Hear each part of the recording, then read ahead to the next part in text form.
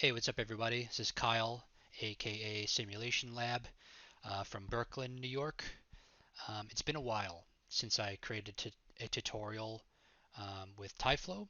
A lot has changed, a lot has been added, which is some pretty neat features and stuff. So I think eventually I'll start making a few more tutorials here and there. But 2021, I'm experimenting with new and different softwares. It's sort of a year where I plan to learn a few other softwares that I haven't had the chance to play with yet. So that's kind of what I've been focusing on. Also, I've been making a lot of artwork to sell on crypto art marketplaces. So some pretty exciting stuff, which I might get to in other videos or something. But I've recently started utilizing Twitter more often. So if you are a Twitter user, feel free to follow me on there. That'd be great. Um, I'll leave a link in the description for that. So anyway, this tutorial is about um, taking an actor, a TyActor's mesh, and modifying the mesh while an animation is playing. So a lot of stuff you could do with this. It took me a little while to figure it out, but it actually turned out to be way simpler than I thought. So it's just a relatively simple workflow, so it shouldn't be too long of a video. So this is kind of like an example of what we're going to be making. So obviously there's like a million things you could do with this method, and there's other methods of going about doing this, but if you notice, the girl on the conveyor belt, she's still moving as the mesh, as her skin is being deformed. So her skin is, the skin on the characters, the actor's skin is actually being um, turned into physX shapes as she's still moving. So it's kind of a neat effect, and you could do all kinds of pretty wild stuff with it. So we're not going to be making this exactly, but I'll show you pretty much exactly how I made it, and maybe we'll play with a couple other things that you could do um, with the workflow. So that said, we'll get started. I have an empty Max scene here that just has a rigged character, and you can get this from humanalloy.com, I believe. And I'll pull up the website here. So this is humanalloy.com, and this is the free character that I'm using in this scene that during this tutorial. So if you want to do exactly what I'm doing, you can download this guy here if you want. Otherwise, you could use whatever model you want. I typically use the biped characters. There's also a cat rigged character, I think, in this little package that you download for this guy. Pretty cool. So anyway, so we'll start with him, and I just put a basic walking animation. It's a root motion animation. Um, so he just kind of like walks there. You could do like whatever you want as far as the animation goes, but just something to get him moving. So I'll probably cover that in a different video if you're not totally familiar with how to animate a character, but assuming that you are, we'll go ahead and get started with the actual simulation stuff. So under helpers, under create, under helpers, we'll go to TyFlow and TyActor. We'll toss that in our scene, and we'll zero this out, and we'll go ahead and pick our mesh, and under our actor rig nodes, so pick the skin, and under animation, I'll call this one walk. Set it from start from 0 n to 300, and that's pretty much all we need to do for the actor. Um, so first things first is we're going to create under create geometry. We'll go to TyFlow, and we'll stick our first tile event. This method requires two separate flows, one referencing the other, but like I said, there's plenty of other ways to do this. This is just like the fastest and like easiest way I've found to do it. Um, so anyway, we'll go and just birth at frame 0, and we'll just do 1. Um, and we'll if you type tab, and you can search for the operators. So we'll toss in an actor, remove this one, and I'll grab my actor and add selected. So now we have an actor right over the top of our other character. So we'll go ahead and do is I have my actual biped stored on a separate layer, so I'll just turn that layer off so we don't have to see it. So now all we're seeing is my TyActor referenced as a particle.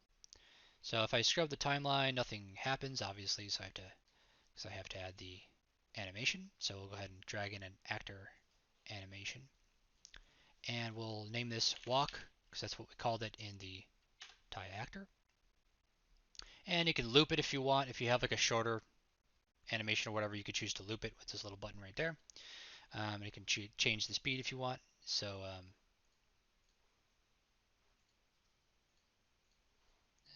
there you go.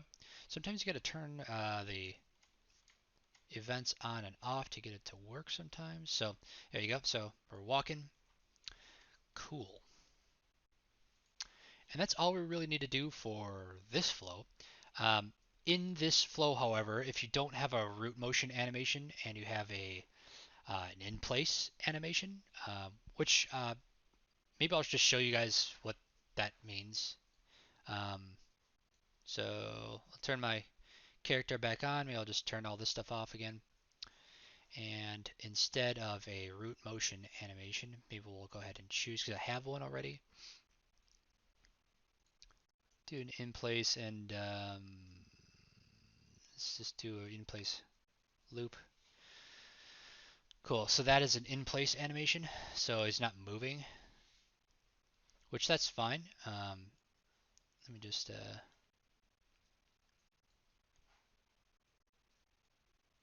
so it's exactly 34 frames is the loop.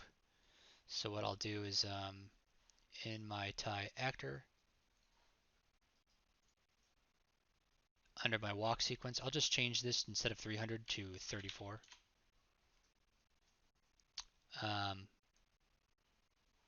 Okay, and then I'll go ahead and turn off my biped because we don't need that anymore. Okay, so basically what we have here is he just walks once and that's it. So we'll go ahead and loop this guy. So he just walks forever in like a loop. And so in this in this event, under this particular flow, if we want to get him moving, this is where we're going to do it. So we'll just go ahead and put a speed operator. So I'll just toss the speed operator in here. And we'll go check and see what direction he's facing. He's facing the Y direction. So we'll go particle Y and reverse because he's walking forward. So what I typically like to do is just kind of like, check out a left view, or check out one of the other viewports to see like exactly how his feet are touching the ground, and obviously he's walking too fast, so we're gonna have to speed up the speed of the character. So maybe something 4. I want to make sure that his feet kind of like stay static as they like hit the ground, right? So that looks pretty good. Maybe like 4.2.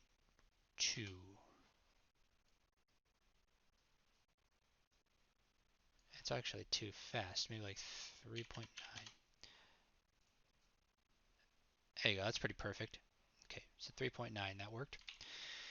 And go back to our perspective viewport here. So that's pretty much it for this first flow. So we can even close that out if you want to, and we'll go ahead and create a new flow. We'll just kind of stick it right here. And that's going to be the one that we're going to be simulating stuff happening on the character's mesh. So go ahead and open this one up as a separate flow. And we'll go ahead and birth objects. And we're going to pick our original TyFlow that we just created. And under our layers, we could even hide the original TyFlow, because we don't even need to see that anymore. So now, when you scrub the timeline, nothing happens, right? Even if you choose inherit object animation, nothing's really gonna work, right? So what you need to do is basically you utilize the cloth operator, cloth bind operator. So basically what you do is you convert it to cloth, and you don't need to display particles or anything. So you can just disable the cloth, and basically you're just utilizing the system to handle the processing the mesh of the actor now. So now you can do stuff with it. So once you um, basically, you're converting the original flow to cloth, and then we're going to disable the cloth because we don't need to actually simulate the cloth particles. So we'll go ahead and do a particle switch and deactivate. And then we're going to bind this newly created um, cloth object, right, to the original animated flow, right? So it's a little strange. We're like referencing one flow from another, right? So what I'll do is type tab again, and we could do object bind, and then we're going to, in our layers here, we'll toss this guy up here. We'll go ahead and pick our original flow. So TyFlow 1, and so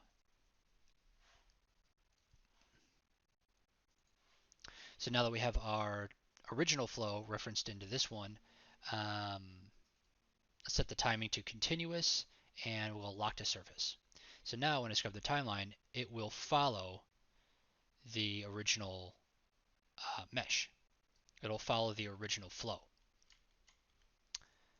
But now that we're at this point, now that we have this working, this is just like it's technically still a cloth mesh that's just deactivated and bound to the original flow, right? So like we can do anything we want with this cloth mesh. After this event, we can turn the cloth back on and inflate parts of his body, like his head or something, or we can convert those original cloth particles to physX shapes or something. So we could do all kinds of wild stuff. So pretty fun. So what we'll do is maybe we'll just create like a trigger, and we'll like inflate his head or something. So I'll just go ahead and create a box, and I'll stick the box like here. And we'll go ahead and raise the box up. I'll right click on it, object properties, uncheck renderable, and check display as box. So we just see the box. And maybe I'll just like lift it up. Maybe something like this. Right? So it's like his head is in the box, right? And then what we could do is we'll do a surface test.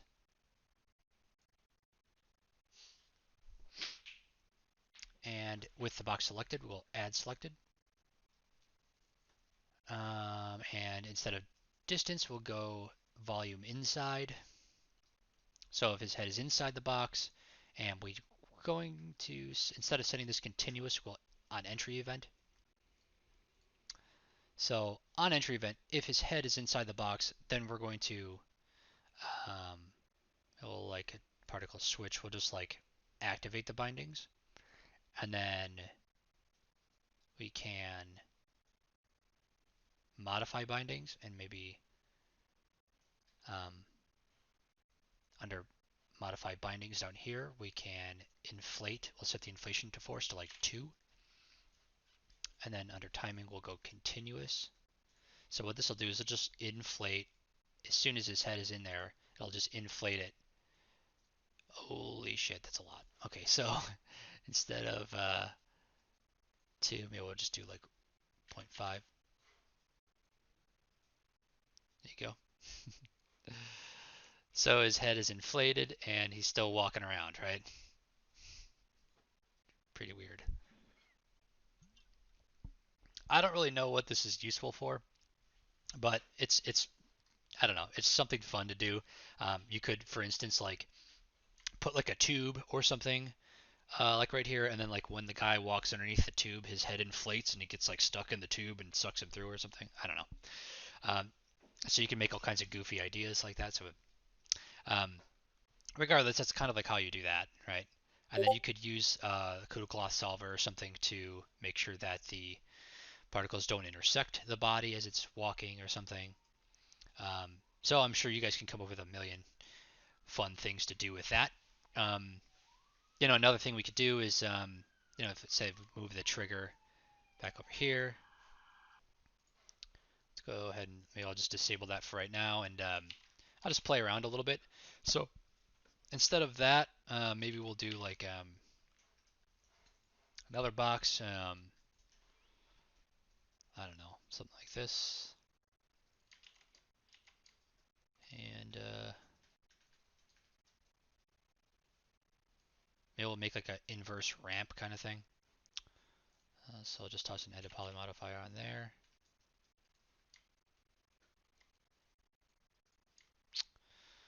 Um, I don't know.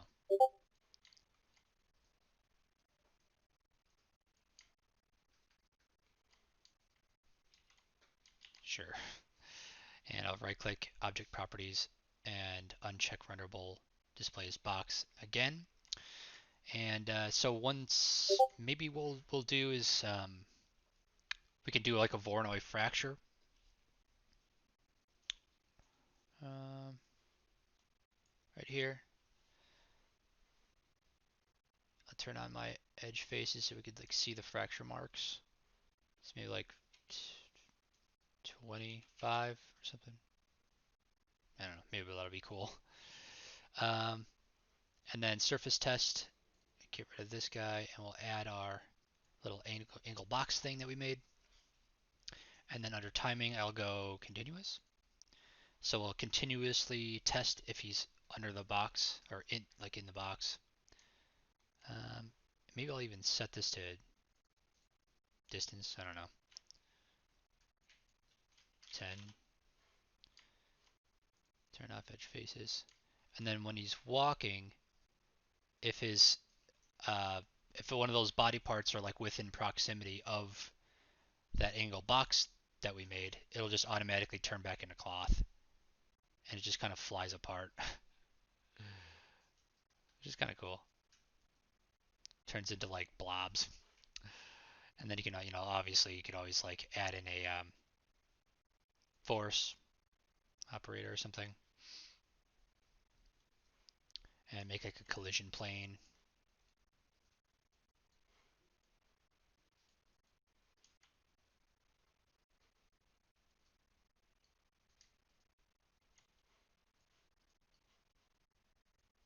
Maybe like negative 0.5 for gravity.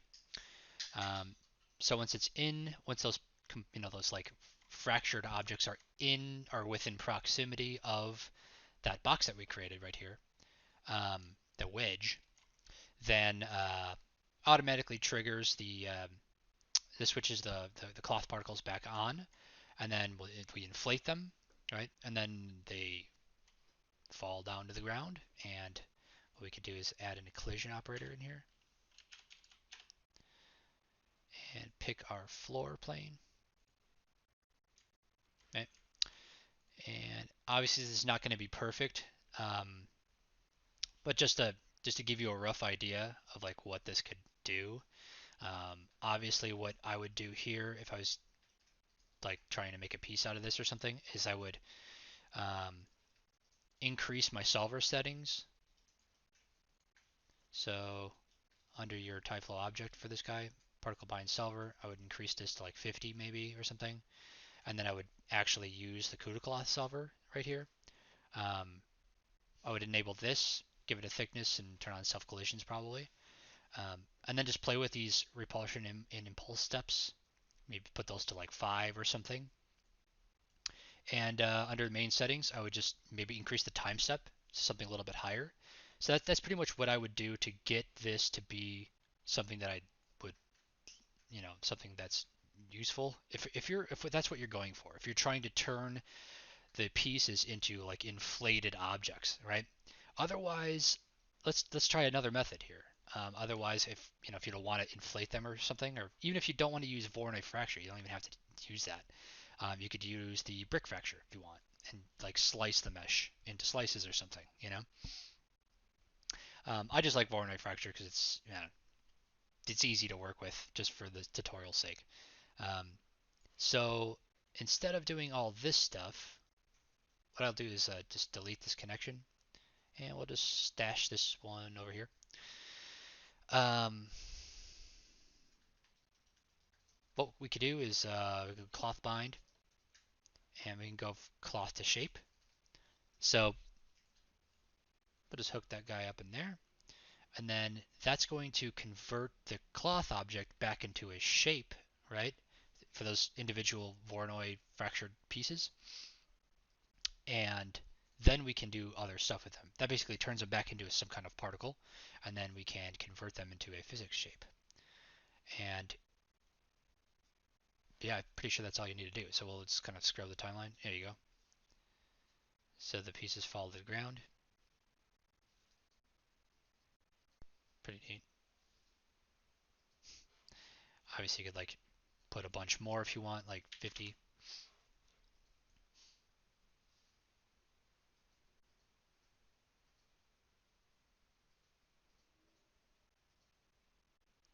It's kind of a cool effect. And that's pretty much exactly how I made the example video. Um, as the girl like passes through this invisible box right here, the pieces, the fractures are tested if they're within the box. That's the invisible box that's right there, and if they are, then they are basically converted um, from cloth to a shape, and then converted to a physX shape, and then I have like a scale operator that just like scales them down to nothing, and then a delete operator after a sort of like time test. So basically, I just like test how long the event takes place. So maybe it's like, I don't know, 10 frames or whatever. And then after the 10 frames, as it's scaling, then it deletes it. And then on top of that, I have like just a basic like spawn once operator that spawns the donuts. So that's exactly how I did that. So it's very simple. But played fast enough, it kind of looks like the it kind of looks like the fractures are turning into donuts, which in reality they're just one scaling up, one spawning. Or sorry, one scaling. The fractures are scaling down while the donut is spawning and scaling up. Pretty easy. Movie magic. Yeah. Let's see. Yeah, so that's pretty much it for this tutorial. I wanted it to be relatively quick and just to give you guys a few examples of what you can do. Really, after this event here, or this operator, you can do anything you want, right? You can convert the entire body to a giant cloth object and make them kind of like still follow the original character and like bind certain parts to the original character and like have him walk around and be this blobby dude or whatever. Um, there's a few artists on Instagram that I follow that have done similar stuff in Houdini. Um, okay, so one more just real quick tip: if you notice that like certain parts of like certain fragments have like multiple pieces in them, like this one right here, um, it looks kind of weird. So what you could do is like right after the deconvert, you can do a element fracture. I think, yeah, that should work. um, to do an element fracture, and then that'll basically just like fracture all the individual pieces, all the individual fractures to their own separate object. So like so obviously, so that works. So like these two pieces that were once together, now they're separate. So that just like enhances the realism just like a little bit. But anyway, I hope you guys enjoyed this tutorial. It's pretty much all I wanted to cover. Just this little method that I came up with to to do fun stuff on with with um, actor meshes. So if you guys like this little tutorial here, smash the like button, subscribe. I appreciate that, and follow me on Twitter and Instagram if you're into that. Um, and look forward to making some more tutorials in the future. All right, guys, thanks again for watching. Talk to you soon.